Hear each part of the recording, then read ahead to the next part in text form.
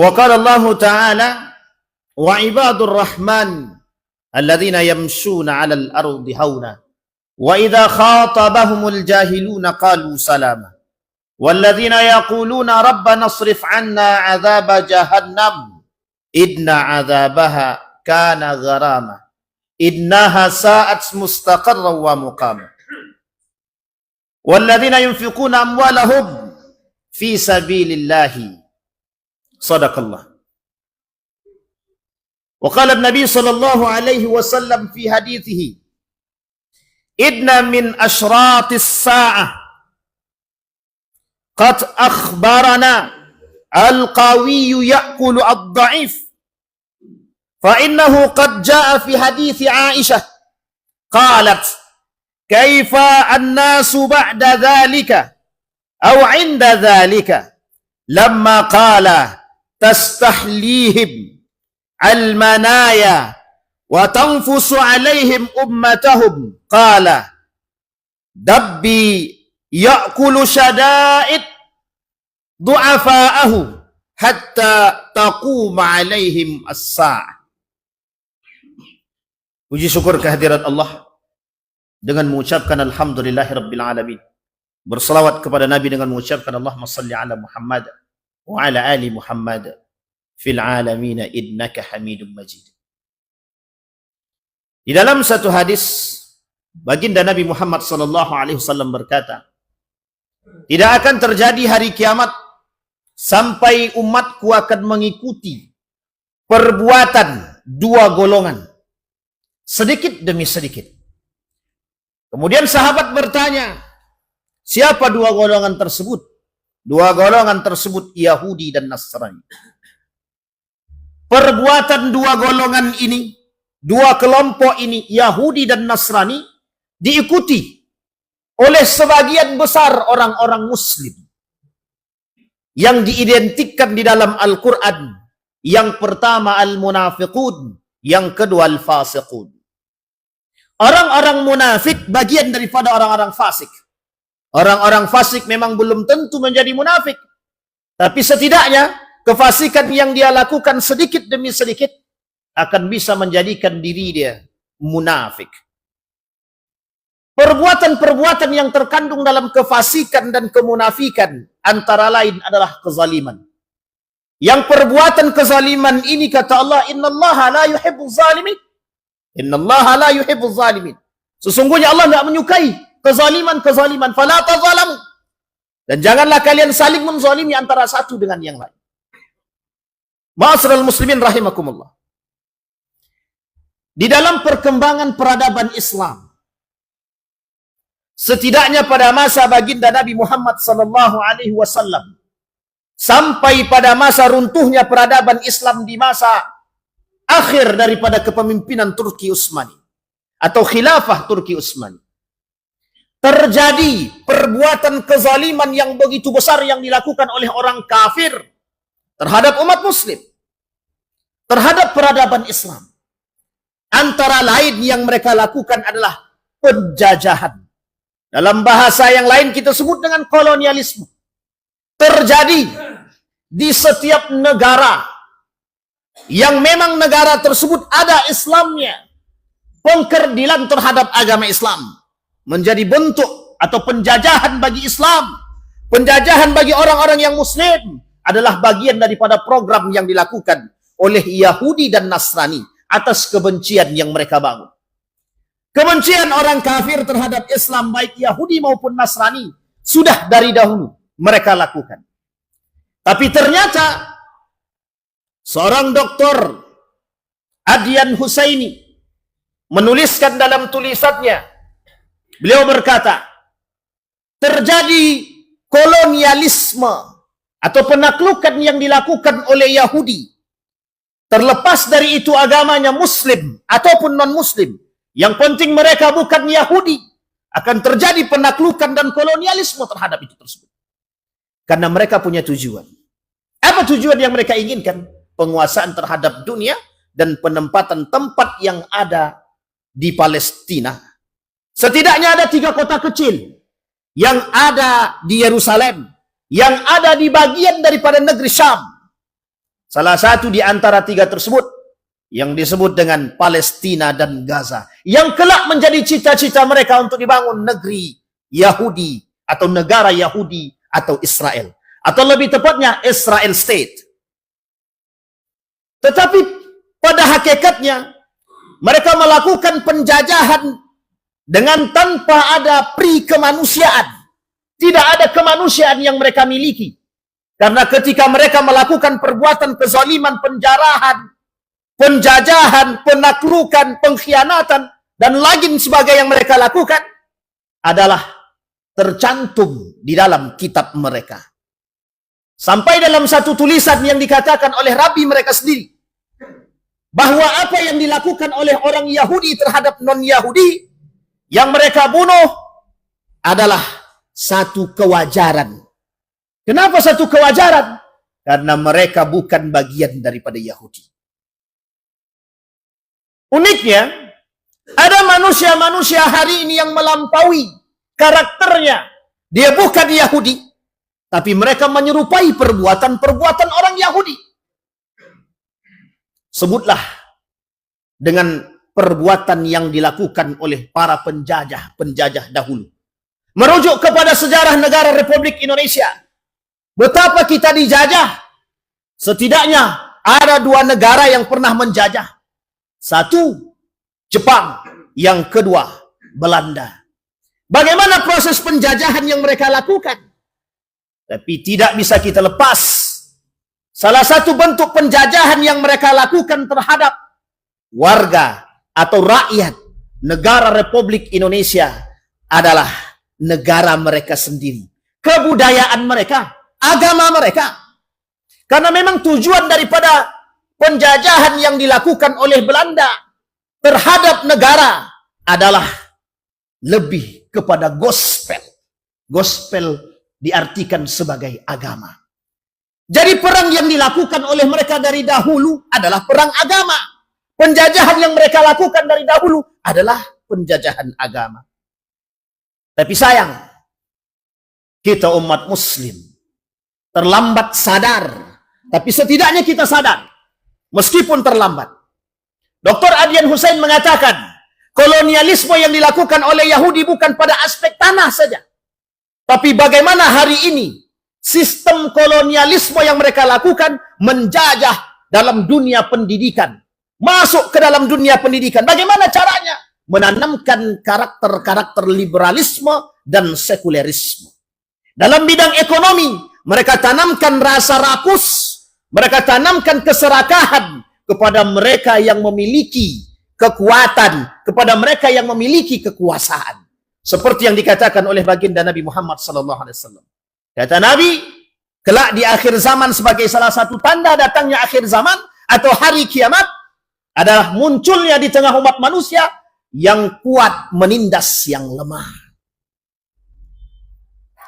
Yahudi, kelompok yang minoritas, diberikan tempat di Turki yang disebut dengan Salonika, tempat kecil, bagian terpencil, hari ini bisa menguasai dunia dengan jalur masuknya Kemal Atatürk yang menjadi tempat, yang menjadi poin, yang menjadi pembuka gerbang bagi mereka. Ketika penguasaan yang dilakukan oleh Kemal Atatürk, diberikan peluang bagi manusia-manusia pengkhianat, pembangkang, kaum Yahudi. Mereka kemudian menggerogoti dunia seperti yang mereka inginkan. Hari ini, semua mata dunia menyaksikan betapa kekuatan Yahudi minoritas berkuasa atas mayoritas. Umat muslim besar, umat manusia banyak. Tapi mengapa Yahudi berada di atas? Seperti yang terjadi di Jerman. Jumlah manusia 6 juta. Umat Yahudi yang berada di Jerman 298.000 lebih kurang. Tapi ternyata mereka mampu memegang ekonomi. Kekuatan mereka pegang terlebih dahulu. Ekonomi. Apa yang terjadi? Hari ini kita menyaksikan betapa Yahudi memiliki kekuatan ekonomi yang dahulu kita remehkan, yang sebagian daripada perbuatannya kita ikuti. Bahkan mereka menyerang kita dari berbagai macam arah, termasuk dari sisi ekonomi. Makanan-makanan yang kita makan, semuanya, mayoritas, bahkan ribuan, berasal dari tangan mereka. Tujuannya apa? Meruntuhkan semangat juang yang ada dalam diri orang-orang beriman. Mereka ingin katakan kepada kita, kami tidak butuh kalian masuk kepada agama kami, tapi kami butuh kalian jauh daripada agama kami.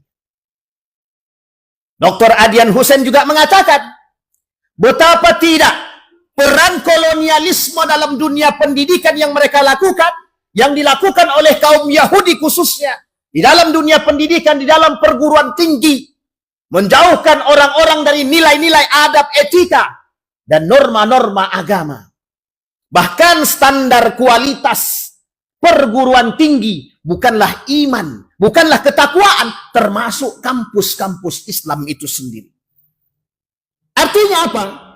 Penjajahan yang sudah mereka lakukan begitu mendalam dan sudah lama. 1925 runtuh Turki Utsmani, sampai hari ini kita merasakan bagaimana dampak daripada perbuatan yang dilakukan seorang penguasa berdarah Yahudi, Kemal Atatürk, yang memberikan peluang masuk terhadap Yahudi untuk menjajah dan melakukan kolonialisasi terhadap orang-orang Islam. Tapi sayang, umat muslim masih belum terbuka. Bahkan hari ini umat muslim justru ikut menjarah dan menjajah umat muslim itu sendiri. Dengan kekuatan yang mereka miliki, dengan kekuasaan yang mereka miliki, mereka menjajah saudara sendiri. Tapi kemudian mereka loyal kepada mereka, yang orang yang memberikan kesempatan kepada mereka. Ini unik. Ma'asyiral muslimin rahimakumullah. Maka kembali kami mengajak kepada kita semua. Mari buka mata kita lebar-lebar. Bagaimana hari ini minoritas-minoritas yang tak suka dengan kita, yang tidak memiliki rasa suka terhadap Islam, mereka mulai menjajah kita dengan peluang-peluang yang telah diberikan kepada mereka. Baik dari segi ekonomi, baik dari segi agama, baik dari segi kebudayaan, baik dari segi adat, baik dari segi pendidikan. Mereka masuk dalam semua lini. Hari ini kita butuh orang-orang beriman. Kita bukan butuh orang Islam, tapi kita butuh orang-orang beriman.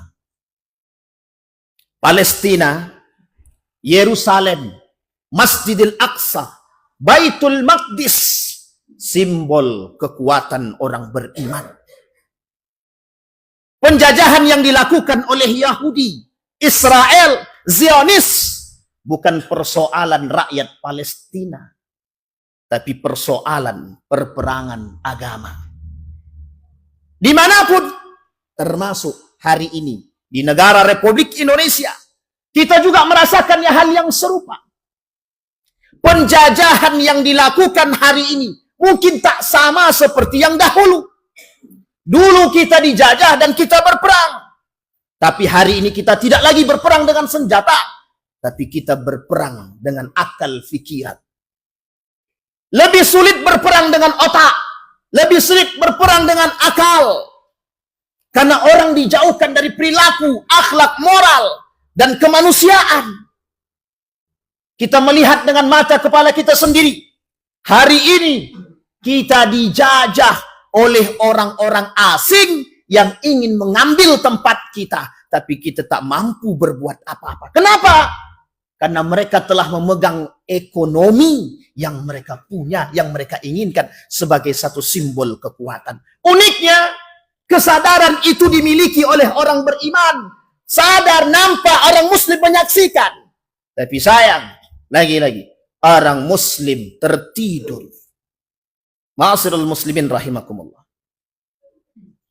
Maka tak salah ketika baginda Nabi Muhammad SAW mengatakan, kelak yang membuat Islam ini hilang adalah orang muslim itu sendiri. Kelak yang akan membuat Al-Quran ini asing di telinga orang beriman adalah umat muslim itu sendiri. La yabqal Islam illa ismuh, wa la yabqal Quran illa rasmuh. Andai saja Al-Quran dan Islam asing di telinga orang-orang muslim, apatah lagi nilai-nilai yang lain, justru akan semakin jauh. Jauhnya manusia dari nilai-nilai agama, maka jauhlah manusia dari nilai-nilai akhlak. Jauh manusia dari nilai-nilai agama, maka akan jauh manusia dari nilai-nilai keadilan. Maka jangan salah, ketika Nabi berkata kelak di akhir zaman tidak akan terjadi hari kiamat, sampai kalian akan menyaksikan ketidakadilan.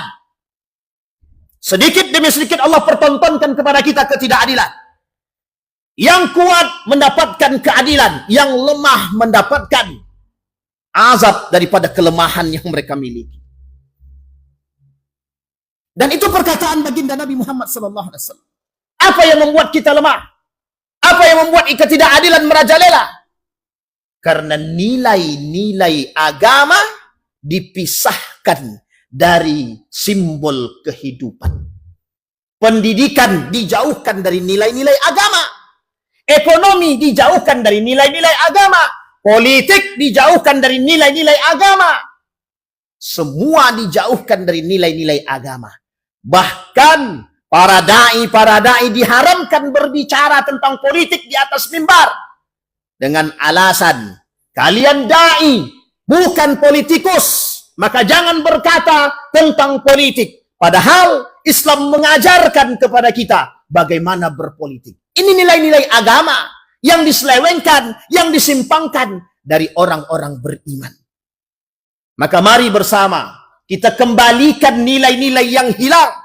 Cukup lama kita tertidur. Dari 1925 sampai hari ini 2025. Cukup rasanya kita tidur. Cukup rasanya kita mengalami penjajahan. Saatnya kita kembalikan ilmu, iman, dan ketakwaan agar kita bisa menjadi manusia-manusia yang bisa menerapkan keadilan. Setidaknya keadilan terhadap diri kita sendiri.